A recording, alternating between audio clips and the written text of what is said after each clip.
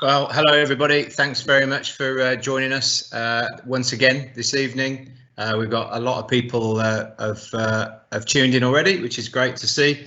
And I'm absolutely delighted to say and welcome to both Marie and to Georgia. Thanks both for joining us. And if we just say hello quickly to Marie. Hi everyone. There she is. And Georgia, tucked away in the study, she assures me. Oh yeah. Both these two girls, we're very proud of indeed.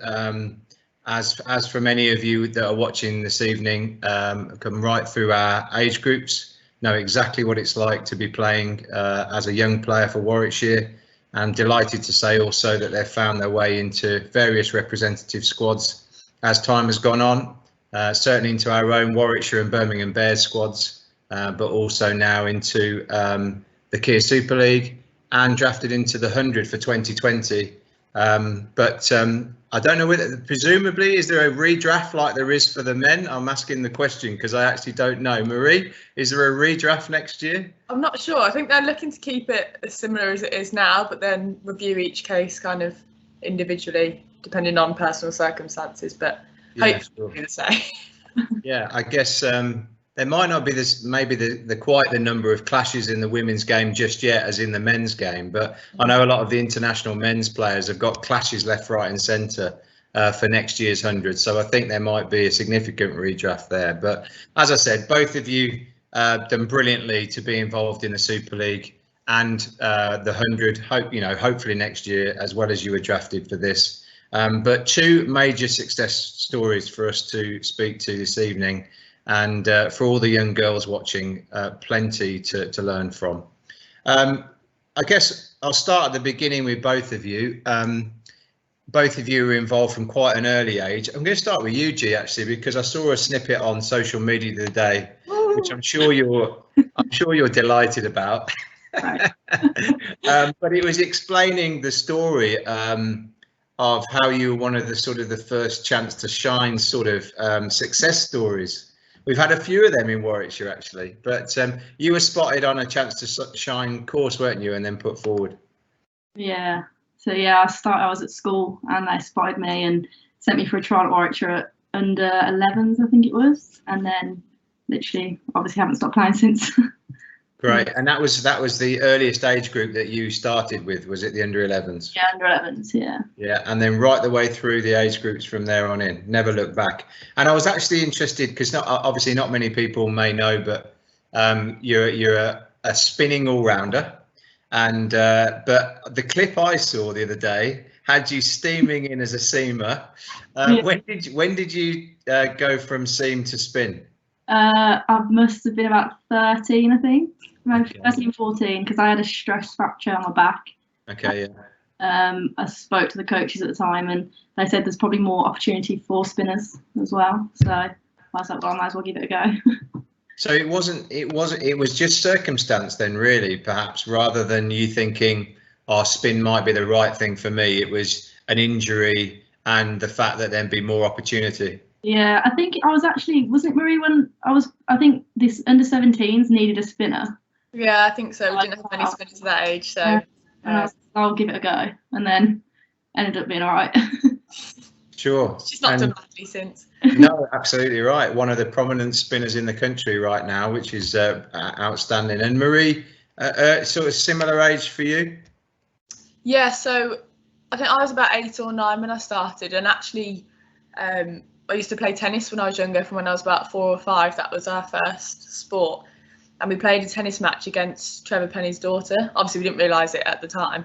But then Dad got chatting to Trevor. He recognised him and he said, OK, well, if the girls are good at tennis, why don't you try cricket? And recommended us to Earlswood Cricket Club, as that's who he was linked with at the time. And we went and quit tennis and never looked back. Absolutely loves cricket. And then from there, got a trial at Warwickshire at 9, I think it was. And then, yeah. It was back in those days. It was if you turned up, you got in, because I think we only had about 9 turn up to the trials. So, yeah, I was pretty lucky to get into the system early and then benefit from being able to stay in that the whole way through. Sure, because I mean, at the moment, if if everybody played for Warwickshire, turned up for a trial, we'd have 2 or 3 squads in every age group now. So exactly.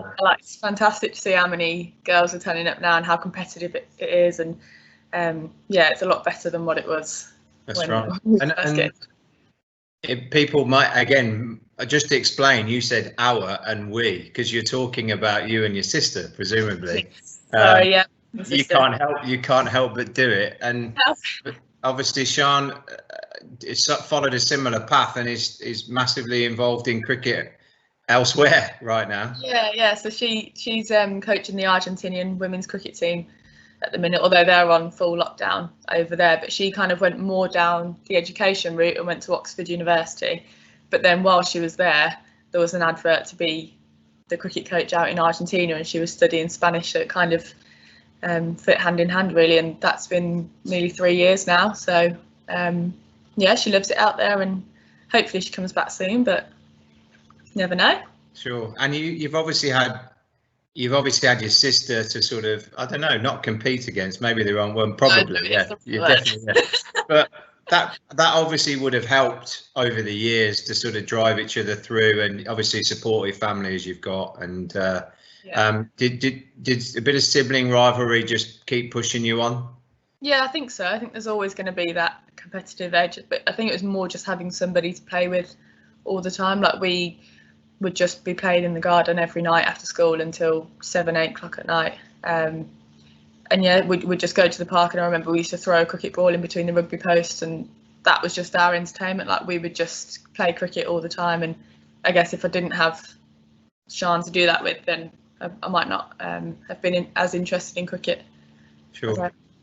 And have you had a similar family drive as there, G? I know your parents have been very supportive, knowing them well over the years. But it was school and chance to shine your genuine first sort of experience of cricket, or you got anything else going on in your life? Probably school was where I actually started playing cricket. Yeah, I used to play tennis when I was like younger as well, like Marie. But I've always been quite sporty. Like, I always was. My dad's played cricket. His side of the family all played cricket, and I'm quite like that. My mum isn't really very sporty at all. She's more education, that side of things. But yeah, I was always in the back garden with Dad. I'm a big football supporter as well, so I was always around sport. But yeah, school mainly was the driving force of cricket. And for the girls that are listening, would you both recommend or advise that that sort of breadth in terms of playing a number of things and keeping those things going as far as you possibly can? Life does get busy, and school life and so on. But would you both recommend that girls do sample a lot of different sports, would you say? Yeah, definitely. I played a different sport every day after school. And I think because when you start to get serious about cricket and you start training 2 or 3 times a week, it's quite nice to play other sports just to kind of do it for fun and just not worry about your technique and all that kind of thing, and just have fun with it and still develop skills at the same time. And then for me, when I got to cricket, that was like, right, I'm serious now, and this is where I'm kind of focusing my energy on. So did you find that because you stayed busy, that it helped manage your time as well, that you've got, I'm doing that now, I've got that tomorrow, and you started to get a bit more organised? Yeah, I think it really helped with the fitness as well, because back then fitness wasn't as important as it is now, and it wasn't part of training as it is now. We did maybe 1 bleep test at the start of the year and at the end, and that was kind of it. We definitely didn't have any of the strength and conditioning or anything. So I used to play like badminton and tennis, and the fitness in that, I guess, really helped without me knowing. It really helped the cricket at the same time. So sure. And G, what's helped you in terms of having that grounding of those different skills? Can you think of any ways that sort of helped your cricket game, do you think, over time? I think I agree with like sort of switching off from the game. Like, obviously cricket's quite intense, and when you play and it's a long day, and it's sometimes can be hard to switch off from it. So having something else there is really good. Like, I'm a really big football fan, and just going down to watch the Albion, even though they are not the greatest team. Well, going up, could be going up. Well, hopefully. Without kicking a ball. That would be nice, but we'll have to see. But even like going to that and just trying to switch off from cricket is probably the best thing, because it can be difficult at times. Yeah, I think inherently cricket's full of failure as well, isn't it? I mean, I don't wish to be too dour about it, but you know, we all know that it's not always your day in cricket. It's one of those sports. Sometimes in other team sports, it can make up for mistakes you make. Other people can sort of have your back, but you're quite exposed in cricket, aren't you? So I think for your mental approach, it's quite good to have other interests and things to turn to, isn't it, to be able to switch off, Marie? Yeah, definitely. Like even just having maybe like a different group of friends that that don't play cricket and don't talk about cricket, and you focus on that. I used to love playing football at school as well, and like the football trips away and stuff that we used to go on there were some of the highlights of my youth as well. So yeah, it's not sometimes it's not all about cricket. It's nice to have something else that you're good at as well. And 9 times out of 10, if you are good at cricket, you're going to be pretty good at most of the sports like hockey and things like that. So yeah, you've probably both got a view on obviously looking back on your exam periods at school as well, because what we tend to see a little bit of in the boys and the girls age groups is that around those exam periods, people can get sort of, obviously rightly so, occupied with those academic results and exams and so on, but do you think it's a reason to drop out of sport, you know, in terms of focusing in there? Because we do tend to see a little bit of that, where people sort of maybe can't cope with everything that's going on. And the numbers going through the pathway, not just with Warwickshire, but in club cricket, for example, they do tend to drop about 16. Have you got any advice for girls who are approaching exam periods, Marie? I guess for me, it was probably the opposite. I studied really hard and I did really well at GCSEs, but cricket was my release from that. I think it's quite difficult to do revision and really hard cricket training at the same time. I think you've got to try and balance the two. So if you've had a really hard cricket session, do some light revision, and vice versa. Just try and use the cricket as the fun. But I used to, when we had our exams, I was at the era where we did sort of 45-minute exams and had about 30 in a row. So I used to get into this routine of going to school, doing the exam, coming home, watch the IPL. That was my like lunch break, and then I'd do a few like core stuff whilst watching the IPL because I had a stress factor at the same time as well. And then I'd then revise from like 4 till 7, ready for the next exam. And I did that for about a month to get me through my exams. But I needed that break, even if it's watching TV, even if it's watching cricket rather than going and playing it.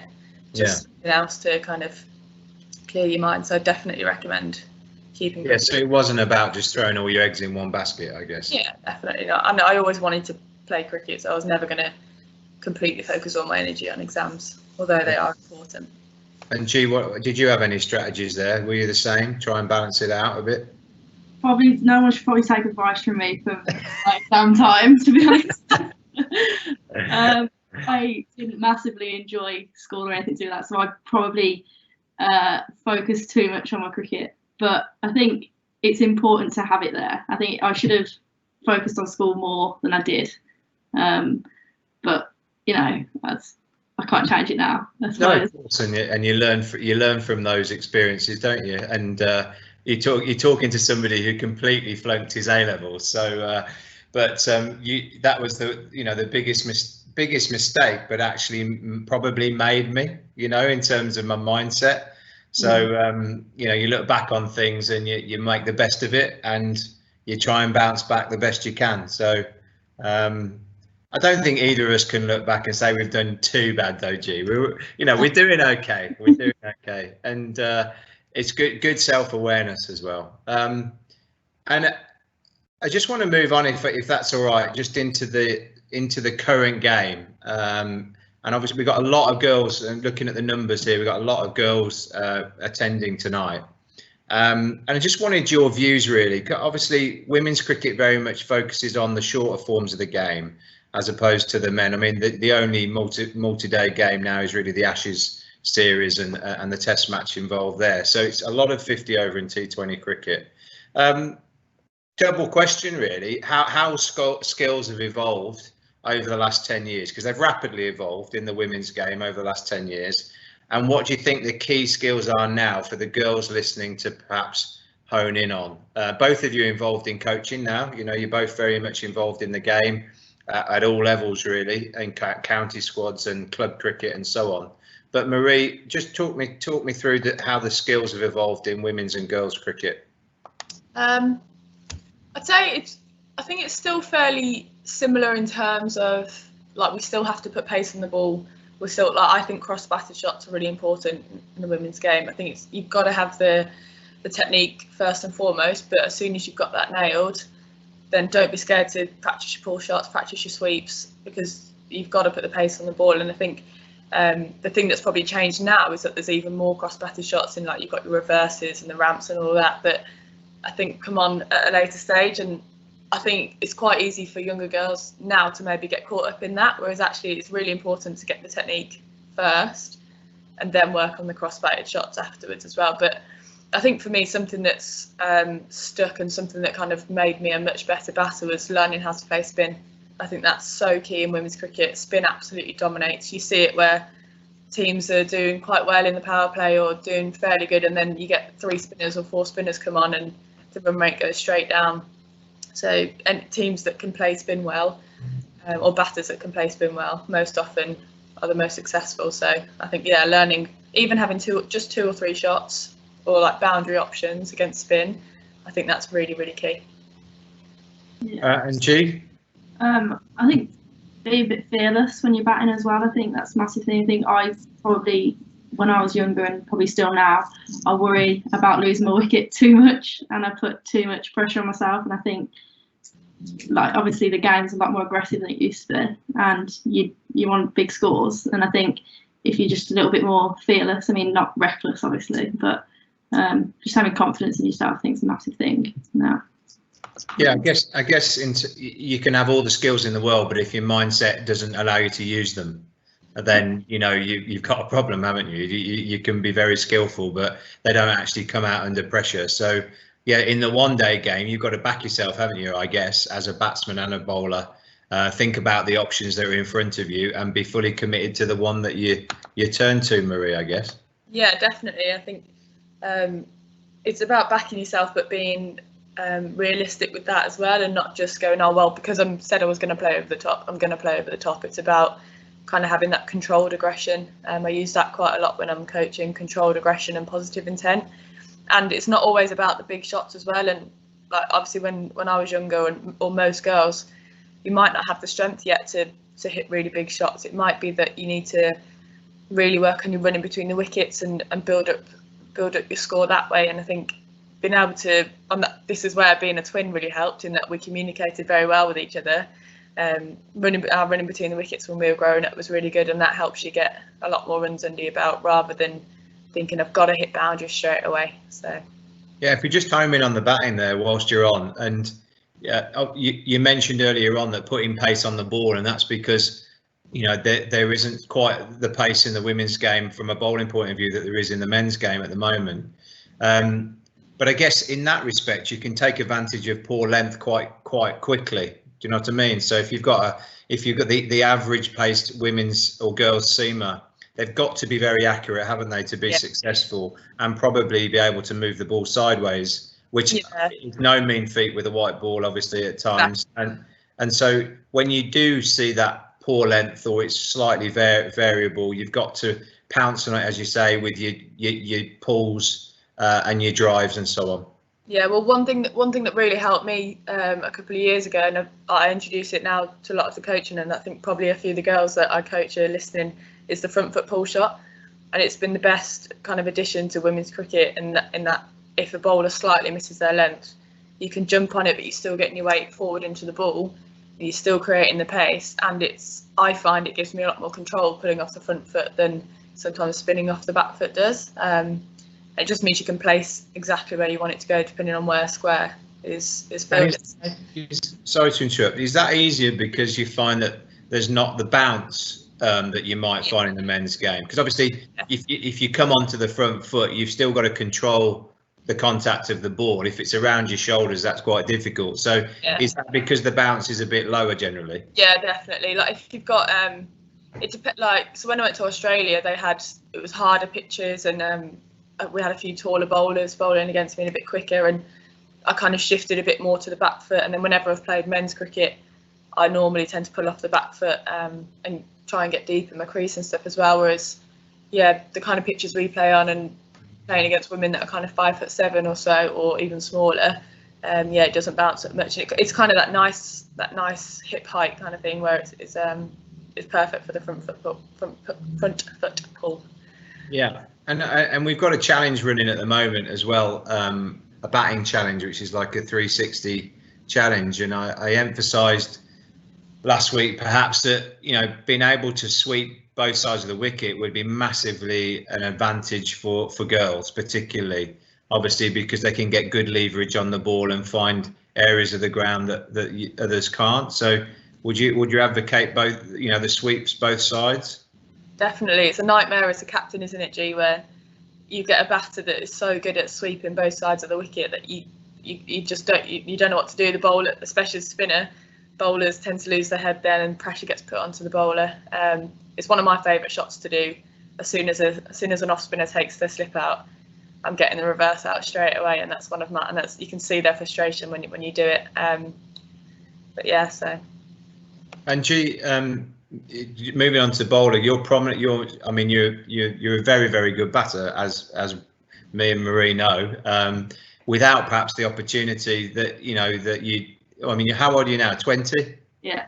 I'm sure you'll be working your way up the order very quickly. A very talented batter, but your prominent role early on in the Warwickshire and Birmingham Bears side has been as an off spinner, and your figures are phenomenal. I mean, everybody looks at them the last sort of 2 or 3 years, has been saying, you know, why on earth aren't you up there being selected for all the representative squads and so on, but you're starting to absolutely be recognised. Anyway, I waffle on. I was going to say, how do you respond as a bowler if somebody is starting to be creative and hitting your best ball? You know, because when a batter sweeps, they can hit your best ball pretty much because of the reach out in front of them. So how do you respond as that for that as a bowler? Obviously, it can be very frustrating. I think the best two people I came up against it. I don't know if you remember this game, Marie, where we played against Fran Wilson and Tanny Beaumont. Yeah, don't remind me. Yeah, and they were just sweeping and reverse sweeping. They were just pulling it off every time. And I just tried not to let them. Well, obviously they did in the end. But what I will try and do is not let them control me. I want to be in control of what I'm doing, and I'll either change my length or my line, but I don't want them to control the game, basically. So I'm going to do all right to. Yeah. But you do, obviously, then the ball's in your court in terms of changing up certain things. Would you say that you change your pace a great deal to try and counter that? I don't massively change my pace generally. I'll try and I'll slow it down slightly, so it sticks a little bit more, and they sort of are there before. But sort of lines, yeah. If I see them coming as well, obviously you can counter that as well. But generally, yeah, I generally go slower if I am going to than quicker. Sure. I think you've also got to accept sometimes that batters are allowed to play a good shot, and it's just not getting frustrated as a bowler. Doing that, like the amount of times we've both looked at each other in frustration when Tammy's done another reverse sweep, but in a different place to a previous one. It's so annoying, but sometimes you have to go, look, she plays good for a reason. Let's just try and control where she's hitting and try and maybe aim a little bit more a leg stump and pack the field that side and make her do something different. Yeah, absolutely, and plug in gaps and trying to get the batter to hit in different areas is certainly one strategy, isn't it? It's a slightly reactive strategy, but it's got to be done because it does throw the ball into her court to say, right, well, what have you got? Can you hit me in another area? Yeah. And we've got actually just to break for a second from my questions because they're terribly dull, but we've got some Q&A questions here on the side here. One for you on captaincy, Marie, from Will. What do you do when your team is down as a captain to keep their motivation up? Maybe I should ask Georgia that question. Yeah. As opposed to you, but I'll let it is addressed to you, so I'll start with you. I guess that's a difficult one. It's always hard when you feel like the momentum's going against you, or you can tell that your teammates are down. I think as much as you can, trying to get some form of break in the games, whether it's a drinks break, whether you get a wicket, or not being afraid to just stop the game and bring everyone in. Like, that's a bit difficult now because of the time and regulations, but I used to do that before. If you could tell momentum was shifting, I used to just stop and bring everyone in, and we'd have a huddle and just take a breath and carry on. Or it's kind of relying on the members of the team that I know are going to lift people up. So if I'll have a word with someone, go, look, your turn to kind of lift the mood for a little bit, and then work it around and stuff. But we're pretty good as a team at bouncing back, aren't we?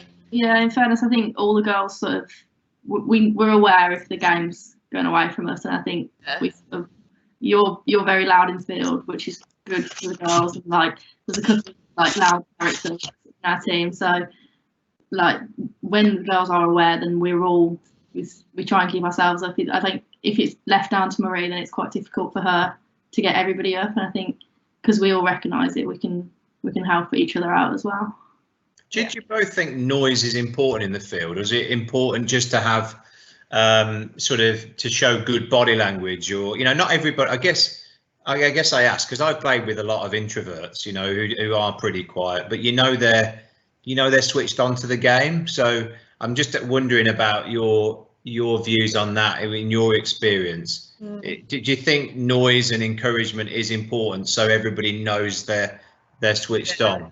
I think from a personal point of view, like, I understand that not everybody is loud, and that there are other things you can do. You can jump around, you can buzz around, you can throw the ball around. I think that's a really good one. But for me, nothing beats everybody talking, everybody chirping.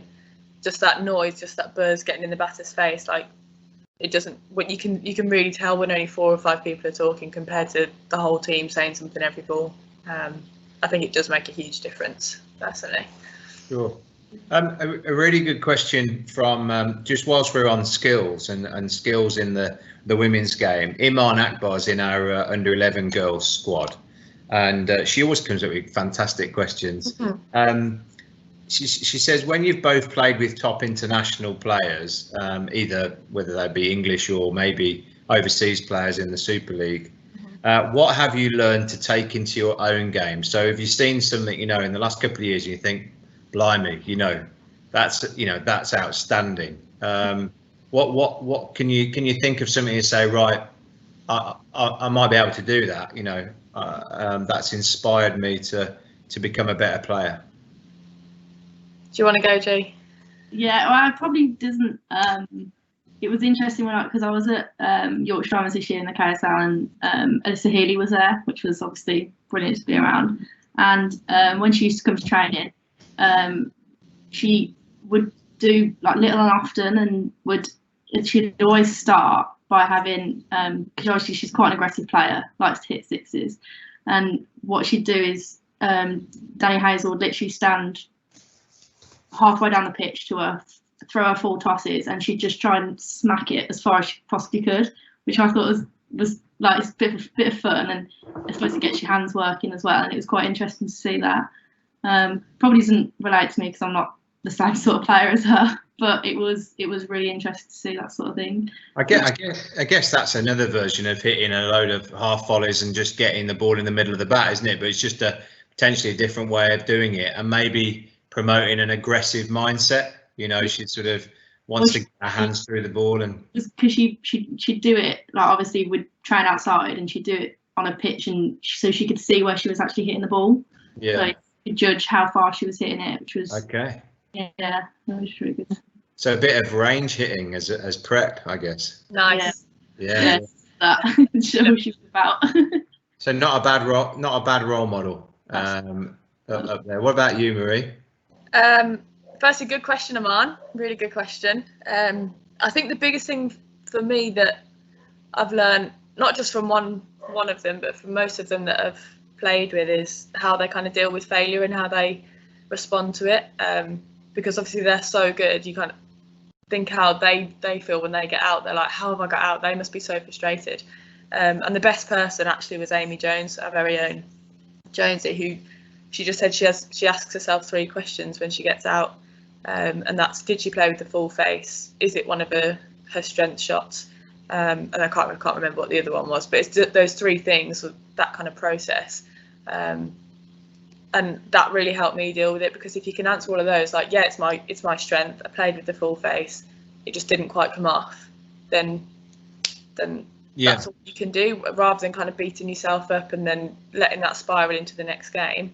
It's a really, I have found it a really effective way of getting over failure very quickly and coming to terms with being okay at failing. So yeah, that's really helped me.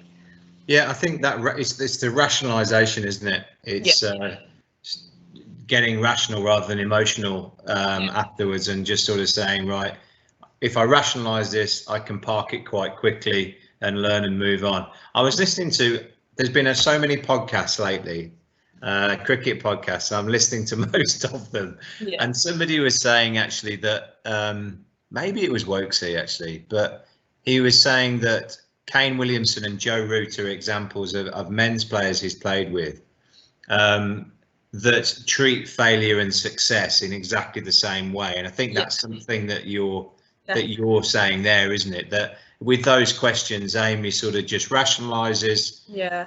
That's happened to me today. I understand what's happened there, and then tomorrow's another day or another game. I think like the best players that I've played with have all kind of had, or the people that I've enjoyed playing with the most, have all had the same temperament. So like Stefani Taylor and Susie Bates and Danny Wyatt as well. Like, they're all very kind of just chilled out, and they're literally like, if you hadn't watched the game and you're in the changing room with them afterwards, you wouldn't know whether they'd scored 100 or got a duck, because they're just that kind of level-headed and rational with both their success and their failure.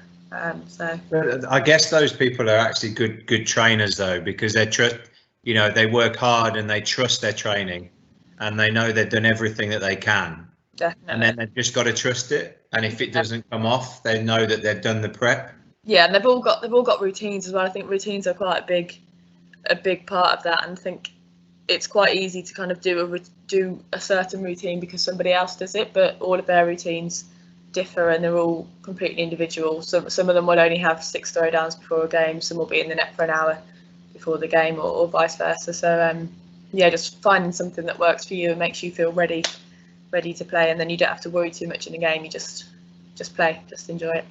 Sure. And G, just finally, how have you've said that the game has become a lot more aggressive potentially, and the mindset of women's players. Is there anything else that you've seen in the women's game that you would say, well, that's really kicking on, as some advice to the girls listening?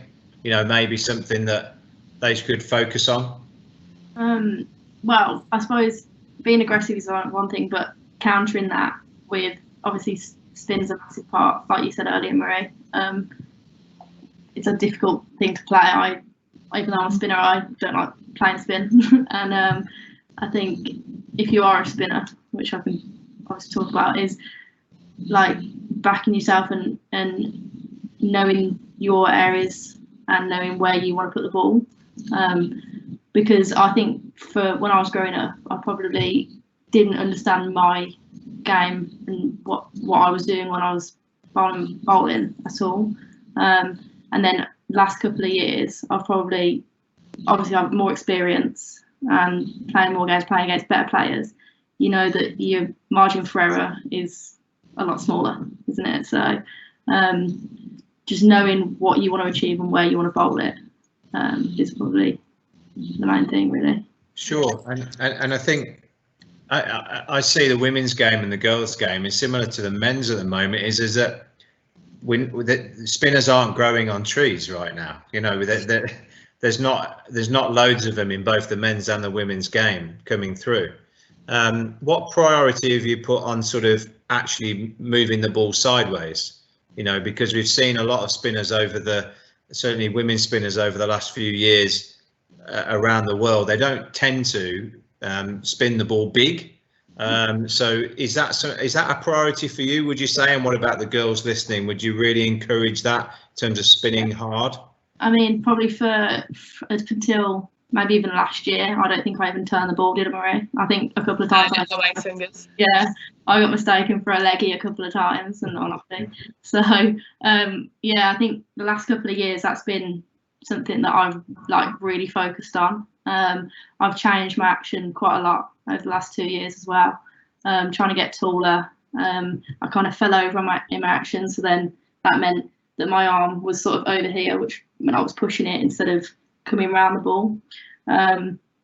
So my focus is sort of my seam position, because once you get your seam position, you know you're going to get the revs on the ball for it to turn. So that's what I've been focusing on. Yeah, I think from growing up, especially when I was younger, it was more the lack of pace that got a lot of the wickets. So spinners were kind of not really worked with as much, because they were almost guaranteed to get 2 or 3 wickets a game just through lack of pace alone, and it was never really like anyone's priority really to actually spin the ball. Whereas now when I coach, and like doesn't really matter where it goes at the minute, just try and spin it as hard as you can, because no matter where it's pitching, any ball that's spinning is going to at least worry a batter for when you get your next one right. So I think that's so key and often quite forgotten about in women's. Yeah, I mean it's also, you know, as I see it around the game at the moment, it's almost a USP that you turn it, isn't it? I mean, like, yeah, there's, I mean, what just finally on this one and staying on that area,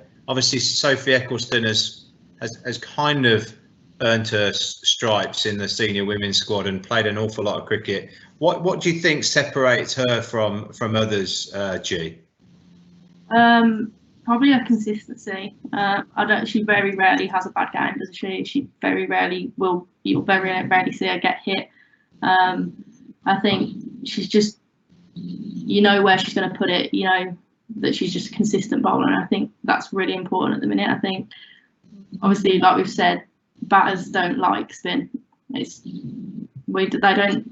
train more against it now, and I think that's why it's important that people are starting to spin the ball more, because I think they're getting used to playing spin a little bit more. But yeah, consistency for me, I think that's why I've probably been as successful as I have, because I've always been quite consistent with my bowling. I think that's probably why she's as good as she is now as well. I think the reason why I find Soph quite difficult to face compared to other leg spinners is that the left arm spinners, is that she's quite tall, and she gets, well, when she used to be quite short, because we used to be on the England pathway together, and she used to be quite short, and I used to love facing her. I thought, yeah, this is easy, and then she literally had a growth spurt, and she's got that extra height, so now she can really get right over the top of it. Her action is like impeccable. It's so nuts. So yeah, she's just very tall, and she's got very good arm balls and variations but it's all in and around the stumps. Every single ball she's asking a question, whether she's going to get you LBW or snicked off or caught and bowled or whatever. She's just always asking. Yeah, that left arm angle as well. I think, you know, a lot of right-handed batters that don't enjoy it, do they? The left arm round angle. And normally I do, just not her. Yeah, sure. Yeah. No, that's great. And G, you mentioned about obviously the change of the action and so on, and your work-ons.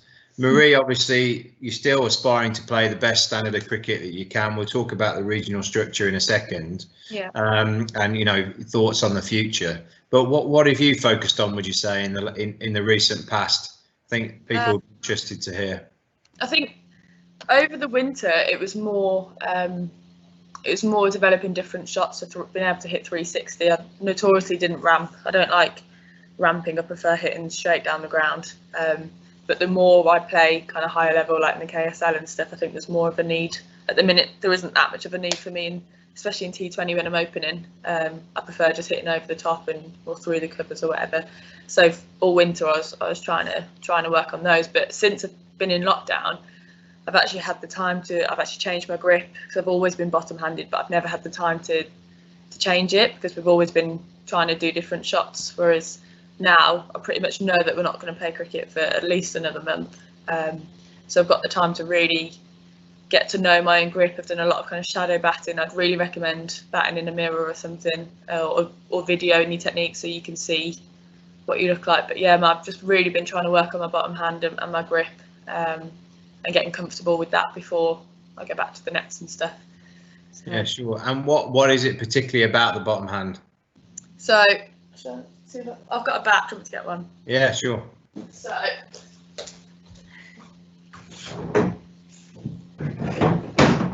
I think this is probably an issue that most girls have, is that it's bottom hands tend to come quite under the grip here, and I think my issue that I haven't really noticed was that I was gripping it too tightly, and that's why I was so bottom handed. So I've been really trying to focus on just having my thumb and finger and just getting used to batting with it being a lot lighter in my bottom hand. And then I've just been doing a lot of top hand strength work, and just being less bottom hand dominated and less bottom hand bully. And thinking about the audience and who's listening, is that practical? You know, because potentially a lot of girls who are trying to develop their power and might not have that power at 11, 12, 13. Do you still think that's a good habit to get into at a younger age? Yeah, I wish I'd done it earlier. I feel like it was kind of the instant gratification thing where you just want success immediately, so you just do what works best for you. So at that age, grabbing the bat with both hands as hard as you can in whichever way is comfortable. If that means you can hit a 6 in junior cricket, then you're going to do it, and you can understand that. And as a young girl, like I did it, everyone's going to do it. But I think I kind of wish I'd spent more time in kind of persisting with it feeling uncomfortable and getting used to it, and then I wouldn't be having to do it now at 24 years old. Yeah, but it's also a lesson for people listening that actually the best players in the county and the region are working on very simple things. You know? Yeah, I think I've got so far in having my grip as it was, but I just kind of think, well, how far can I get if I become even more technical and I've actually had the time. I've always wanted to work on it, but I've just never had the time. I've always had something else that needed to take priority. Whereas now it's a really good time to sort it out, and hopefully it will help me score even more runs in the future. It reminds me of coach Neil Aberley when I was growing up. Yeah.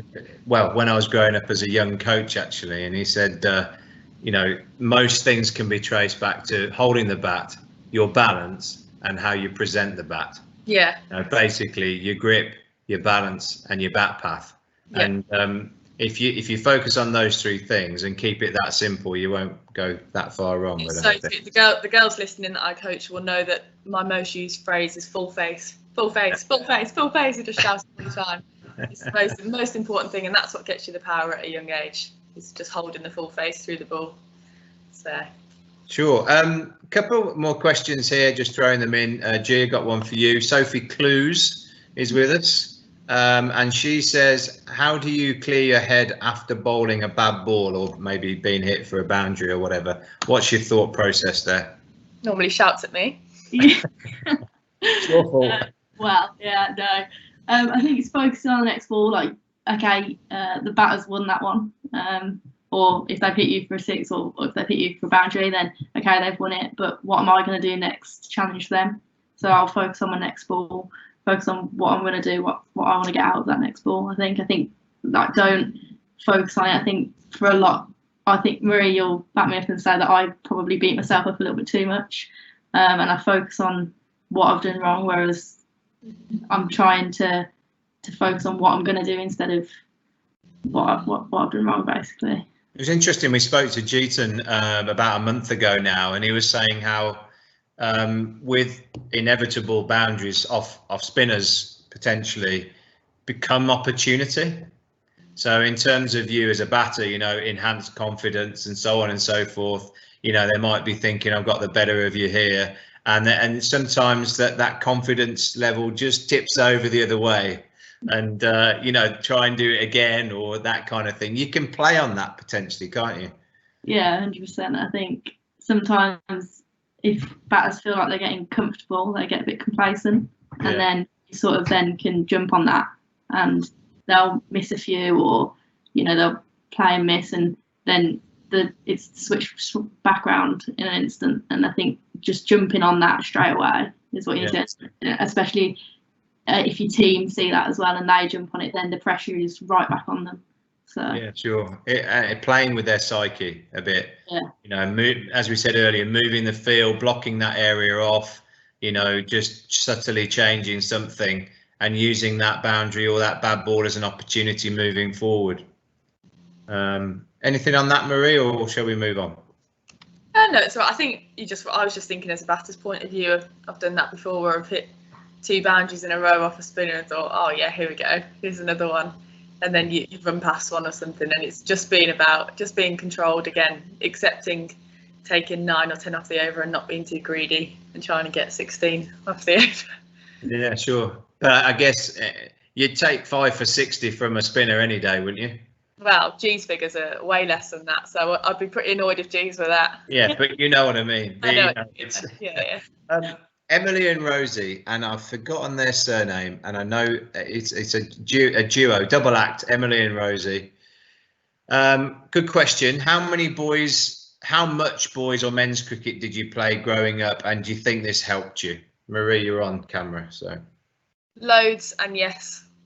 Just play as much cricket as possible. I loved playing boys cricket and men's cricket. I wish I had more time to play it now. If we get to play any cricket this season, I'll be going back to men's cricket. You just learn so much, whether it's good or bad. It doesn't matter. The more games you play, the better. You're lucky now. You girls you've got a lot of junior girls cricket to play as well.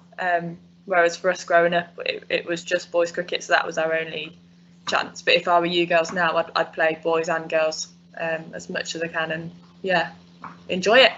And just dig into that a little bit, Marie, because you're a certain personality type, and you get out there and you go for it. But just thinking about the situation, and I've talked this through. I mean, I can remember having conversations with you about this. But if you're the only girl that potentially is in a men's side or in a boys' side, that can be quite daunting, I guess. Yeah. So what's your advice there if someone's, I kind of want to, but if I'm going to be the only girl in a boys or men's side, then I'm not sure.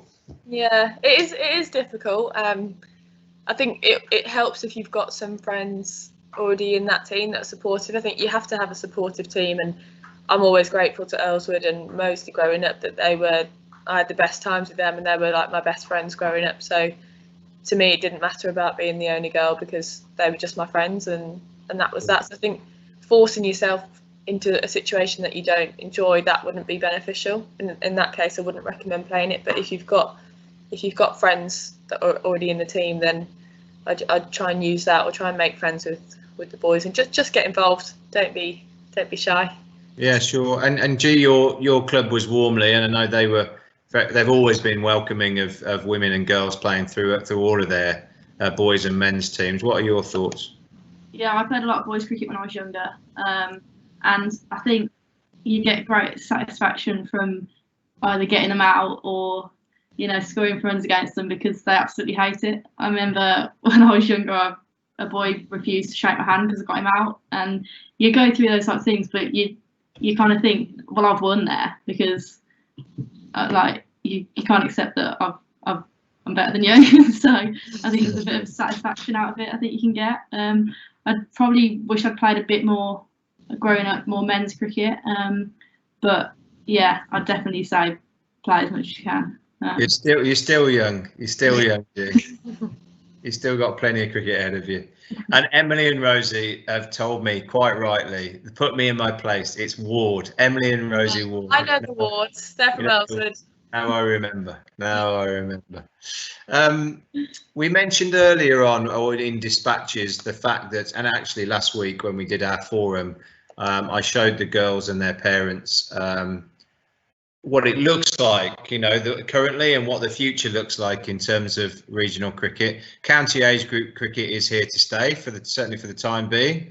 But then once you reach a certain age or stage of your development, we're going to be moving down the regional path, whereby the West Midlands counties come together, have sort of almost formed a limited company of their own, really, and sort of forging forward Worcestershire, Warwickshire, Shropshire, Herefordshire, Staffordshire, and coming together as a region.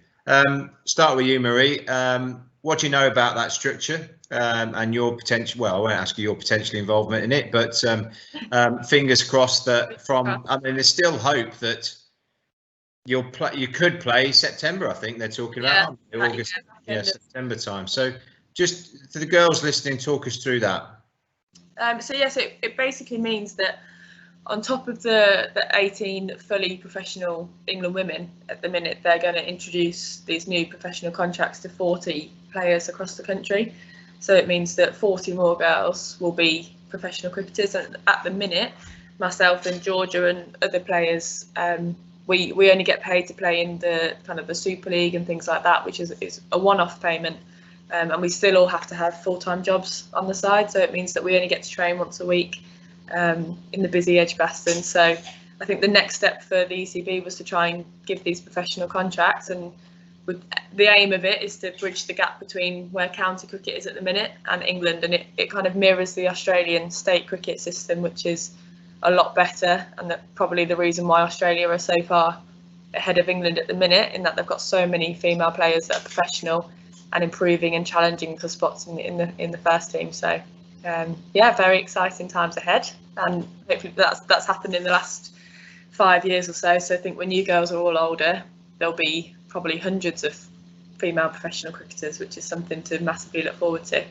Yeah, considering that the audience watching might be 11 to 16 or 10 to 16, then it's an absolute reality that it could be a profession for them at some point in the future. Well, just over 5 years ago, when I was at university, when I was 18, 19, that was when they were kind of first giving out the contracts for the England women, and at that point I just thought, oh well, I'm never going to get anything. They're only giving out 18 contracts, like that's kind of it for me in cricket. And I kind of deep down probably gave up a little bit, and then here we are 5 years later, and there's suddenly 40 professional contracts on the line. Just think where it could be in even 2 years' time. So yeah, it's very. My understanding, of course, is that county age group cricket exists 11 to 17s, and then there's regional EPP academies and the main squad. Is that your understanding? Yeah, so it'll be like an academy and then a structure underneath that as well. So there'll be plenty of opportunities to be spotted, and to be honest, as it improves and gets better, it'll probably be even younger, even more kind of regional talent pools to be spotted in, which is great. Sure. And anything to add on that, G? You hopefully get picked up at some point in the next few weeks.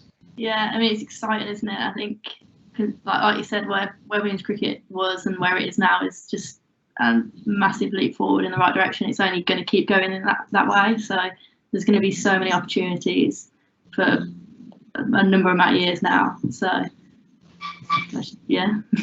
Excellent. Right. Well, I think we've answered a lot of the questions that have come in. I've just got one left for you, really, and that to both of you. G, we'll start with you. You're on camera. If you had your time again, you're a 10 or 11-year-old, and we've got a number of those youngsters listening now. What would you do? What would you do? Would you do anything differently that might act as some advice for those girls? I